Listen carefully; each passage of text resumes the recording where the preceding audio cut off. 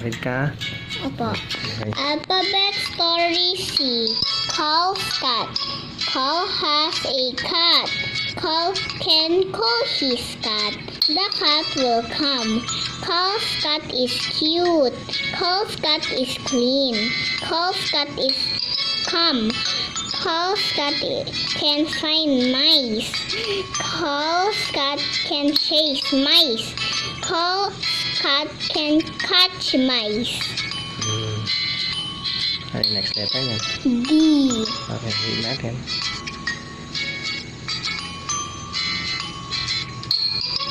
Alphabet stories D. Dan and the dog. Dan did not like dogs. Dogs were a danger.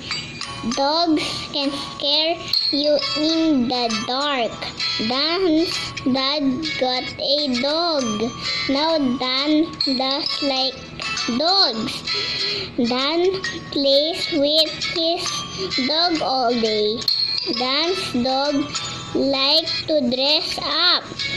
Dan's dog drinks from his dish. Dan's dog digs in the dirt. Very good.